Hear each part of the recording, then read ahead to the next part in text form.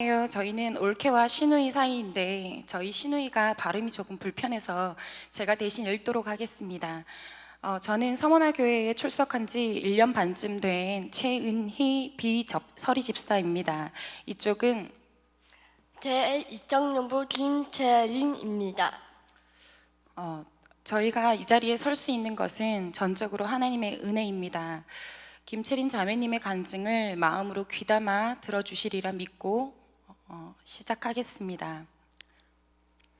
저는 89년생 올해 31살로 창원 신월동에 살고 있고 서머나 교회에 등록한 지는 6개월가량 됐습니다. 지금까지 성도님들의 따뜻한 보살핌 속에 믿음 생활을 잘하고 있습니다. 새생명 축제를 맞이하여 새가족국의 간증 요청을 받고 어떻게 할까 많은 고민을 했지만 저 같은 사람도 주님을 만나고 나니 새로운 꿈을 안고 살아가고 있다는 내용을 말씀을 드리려고 나왔습니다. 몇 년 전만 해도 저에게 교회라는 곳은 여기저기 호기심에 사람 구경하러 가는 곳이라고 생각할 정도였습니다.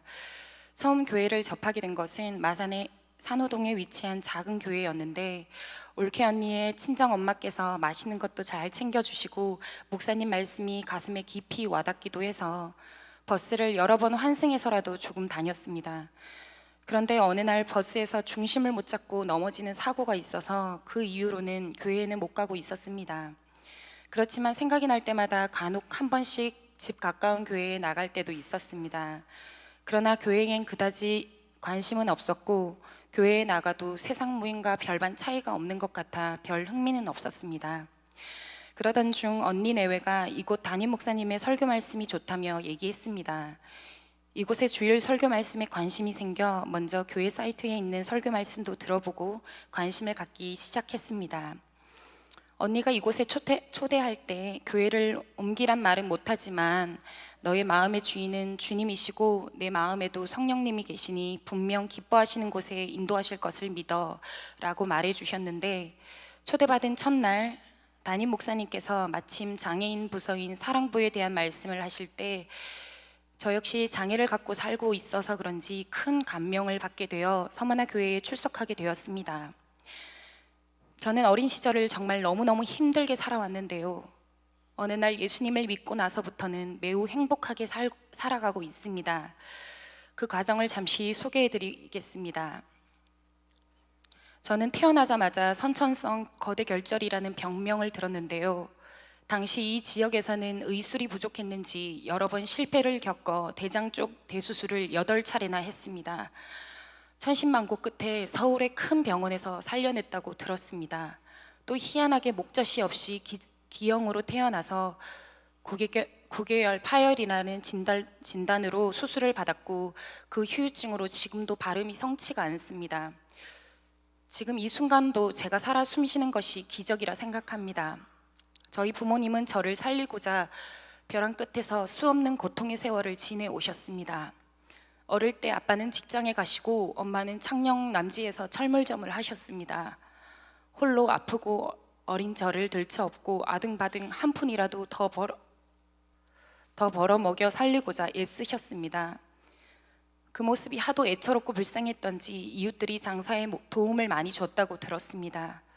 엄마께 철저히 의존해 있는 저는 6, 7세가 될 때까지 제대로 걸음조차 떼지 못한 채 늘 엄마에게 엎여 자랄 수밖에 없었습니다. 자라면서 저는 좀 남들과 달라 보였습니다. 남들 다 있는 단단한 근육도 없는 것 같고 걸음도 휘청휘청 이상했습니다. 엄마는 허구한 날 과잉보호하며 어이구 니는 고마 안 된다 못한다 간섭하는 것도 억울하고 예쁘고 잘난 애들을 보니 보잘것없는 저는 참 속상했습니다. 학창 시절엔 이런 저를 이해 못하는 일부 친구들에게 놀림과 따돌림을 당해 학교로 부모님이 울그락불그락 하시며 달려오시고 그 애들에게 욕을 퍼부으며 화를 내기도 하셨습니다. 나이가 들면서 미용 일을 하고 싶었는데 배우다가 갑자기 코피가 터지기도 하고 도저히 체력이 안 돼서 못하게 되었습니다. 속상하고 한숨만 절로 나왔습니다. 어릴 때 집안은 지독하게 가난했고 녹록하지 않는 환경 탓인지 모르지만 부모님이 저 때문에 가끔 싸우시던 다투시던 기억이 있어 그 생각이 떠오를 때마다 나 같은 건 차라리 태어나지 말았어야 한다고 생각한 적도 있었습니다. 도대체 나는 왜 이렇게 한심하게 태어났을까? 거울을 볼 때마다 얼굴이 주눅들고 밉상이었고 세상 모든 게 원망스러워 별로 살고 싶지도 않았고 계속하여 신경질을 달고 살았습니다. 그때마다 제일 만만한 엄마의 손등을 수도 없이 꼬집어 뜯어서 상처투성이로 만들어 버렸습니다. 엄마는 여기저기 상처난 손을 보고 허허 웃으시면서 그래도 네가 꼬집을 힘이 있다는 게 감사하다 라고 말씀하셨습니다. 저는 친구도 없이 외롭고 열등한 사람이었습니다. 저의 유일한 친구가 한 명 있었는데요, 바로 친오빠였습니다. 그런데 오빠가 느닷없이 결혼한다는 소식이 들려 청천벽력 같았습니다. 새언니가 아무리 살갑게 대해도 나한테는 우리 오빠를 뺏어간 미운 사람일 뿐이어서 못되게 굴었습니다. 결혼식 하루 전날에도 우리 오빠 내 거예요 라고 철없이 뗐었습니다. 하지만 결혼하여 가정을 이루고 나서 새언니는 고슴도치 같은 내게 가까이 다가와 복음이라는 것을 자주 들려주었습니다. 나는 하나님 안에서 어마어마하게 귀한 존재라고 했습니다. 온 천지 만물을 지으신 하나님이 하나뿐인 외아들 예수님을 아낌없이 내어주실 정도로 나는 중요하고 소중한 사람이라고 가르쳐 주었습니다. 십자가에 내 죄를 대신 사해 주신 예수님을 마음으로 믿고 입술로 시인하기만 하면 영원한 생명을 선물로 주신다며 따라서 말하면 된다길래 단순하게 따라 말하기도 했습니다. 언니는 제가 엄청 쌀쌀맞게 해도 귀찮을 정도로 자주자주 찾아와서 아가씨는 주님이 보혈의 피값으로 새 생명을 얻은 사람이니 이제는 내 삶의 주인이신 주님께 모든 걸 맡기며 살자고 진중하게 얘기했습니다. 그리고 함께 있을 때마다 작은 일에도 자꾸자꾸 칭찬을 해주니 자신감도 생기고 없던 기운이 생겨서 마음이 평안해졌습니다.